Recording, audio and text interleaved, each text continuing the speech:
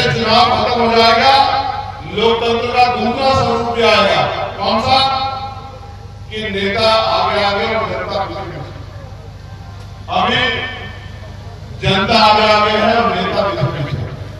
लोकतंत्र का खूबसूरत है, इसलिए खूबसूरत है कि अगर आप 10 रुपए का सामान खरीदोगे बाजार जाकर, उस 10 रुपए के सामान को खरीदते हुए आप 50 बार सोचोगे, पैकेट को बदल बदल के यूज कर लोगे, 4 दिन यूज कर लोगे, 10 दिन यूज कर लोगे। लेकिन जब आप अपने 5 साल के भविष्य को सुनिश्चित करने के लिए, अपने आने वाली नस्लों को इज्जत की जिंदगी दिलाने के लिए और अपने हक अधिकार सुरक्षित कराने के लिए जब आप वोट डालने जाते हैं जो करोड़ों रुपए से कीमती है, तो आप सिर्फ जातीय धर्म के आधार पर वोट करते हैं, ना अपने मुद्दों को देखते हैं, ना अपने नेता को देखते हैं। और कई बार ऐसे लोगों को वोट कराते हैं जिनको चुनाव के बाद जिनके दरवाजे भी आप लाभ नहीं सकते, जिनकी बस्ती में भी, जिनके घरों में भी, महलों में भी आप घुस नहीं सकते। ये इतना खूबसूरत है।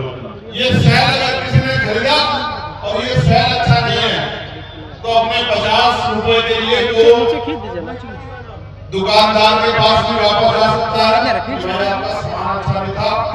और अगर दुकानदार नहीं सुनता तो भारत के संविधान के आधार पर जो उपभोक्ता न्यायपालिका बनी है वहां जाकर भी अपनी पीड़ा को रख सकता, न्याय दे सकता। लेकिन अगर जिसको वोट दी उसने जो वादे किए पूरे ना करे, आपके आवाज ना माने, 5 साल आपके गली मोहल्लों में आए, विकास ना कराए, आपकी मदद ना करे, आपके साथ खड़ा हो, तो आप कहीं नहीं जा सकते किसी न्यायालय में।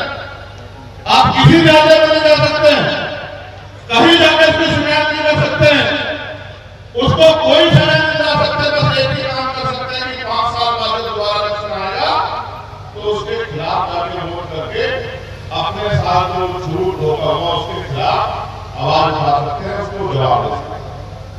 तो इसलिए भाई मुमताज जी, सत्तार भाई, चंद्रमणि जी, तमाम हमारे साथी जो यहाँ काम कर रहे हैं, हिमांशु जी, अनिल जी, कमल जी, ये चुनाव डेहरी का जो चुनाव है, मैं पूरे प्रदेश में कहीं जाता नहीं जाता और डेहरी आने का मन मेरा था दूर से। उसके पीछे कारण मैं अपनी बात को शुरू करते हुए, क्योंकि ये तथागत बुद्ध के ज्ञान की धरती है जिसको हम लोग बिहार कहते हैं, और मैं जहां से आया वो उत्तर प्रदेश, वो धरती है जहां तथागत बुद्ध ने जन्म लिया और जहां महामानव तथागत बुद्ध का परिनिर्वाण हुआ, सिद्धार्थनगर और कुशीनगर की वो धरती है उत्तर प्रदेश का हिस्सा। मैं उन तमाम संतों गुरु और महापुरुषों को नमन करता हूं जिन्होंने मानवता के विचार को आगे बढ़ाने के लिए तमाम तरह के प्रयास किए। और क्योंकि चुनावी समागम है, लोकतांत्रिक व्यवस्था के सबसे मजबूत समय जहां जनता की जय जयकार होती है, ये वो समय है जहां हर व्यक्ति किसी पार्टी का हो, किसी ओहदे का हो, वो जनता के एक व्यक्ति का सम्मान करता है। लोकतंत्र में वो समय ज्यादा दिन नहीं रहेगा। जैसे चुनाव खत्म हो जाएगा, लोकतंत्र का दूसरा स्वरूप भी आएगा। कौन सा? कि नेता आगे आगे और जनता पीछे। अभी जनता आगे आगे है और नेता पीछे।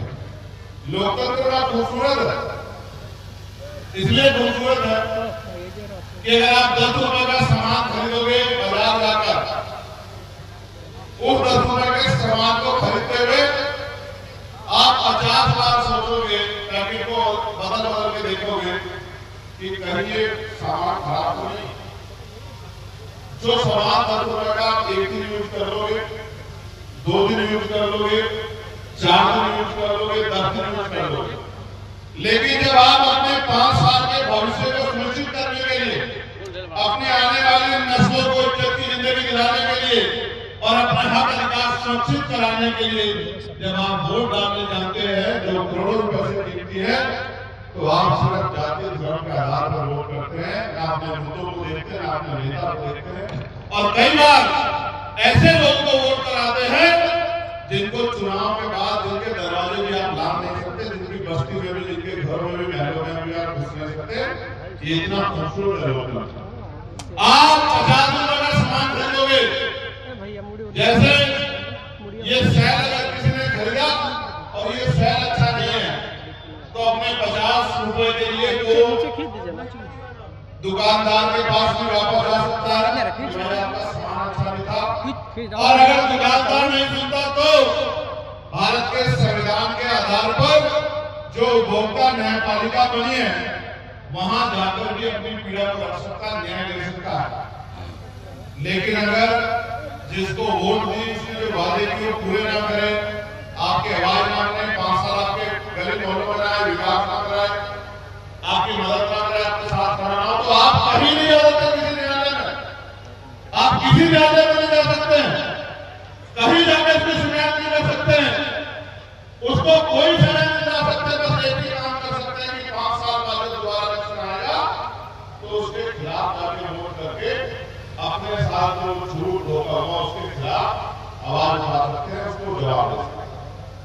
तो इसलिए मेरा डेहरी में आने का मन था कि नेता तो बहुत लड़ रहा है, कहीं वैचारिक कोई लड़ रहा है जिसके लिए जाके जिसकी मदद मुझे करनी है, जो 85-90% बहुजन समाज के आवाज उठाने वाला मेरा भाई मेरे जैसा है, वो फतेह बहादुर सिंह डेहरी लड़ रहा है, मुझे वहां जाना है। ये बात मैंने अपने मन में उस दिन कही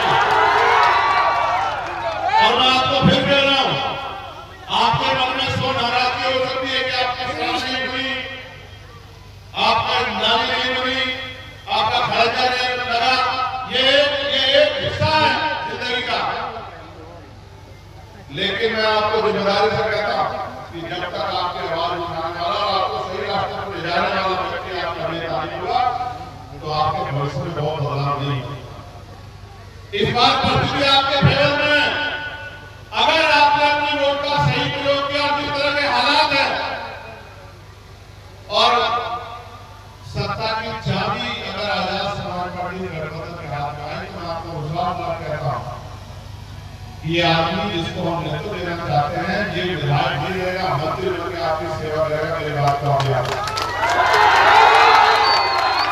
आप चीजों को समझना, इस तरह के हालात बनेंगे, एक आदमी अहमियत रखेगा, मेरी बात को याद रखना। और हमारा लाइन जिस तरह से लड़ रहा है, मैं आपको विश्वास दिला रहा हूं सत्ता की चाबी से इसके पास होगी, मेरी बात को याद रखना। प्यारे साथियों, मेरी बात पे गौर करो, बहुत जिम्मेदारी की बात बता रहा हूं। मैंने बिहार को अपनी आंखों में देखा, ऐसा नहीं मैं बिहार को पहले भी जब जब के दरभंगा हो, सासाराम हो, कैमूर हो, बक्सर हो, मोतिहारी हो, कहीं भी रोहतास हो, जब जब किसी गरीब कमजोर पे अन्याय हुआ है और मेरी जरूरत पड़ी है, मैंने यही आके आवाज देकर उसकी लड़ाई करने का काम किया। और मेरी गैर मौजूदगी में भाई जौहर आजाद जी, मनोजी पासवान जी, अबूबकर साहब, दीपक भाई, गोल्डन पासवान, ये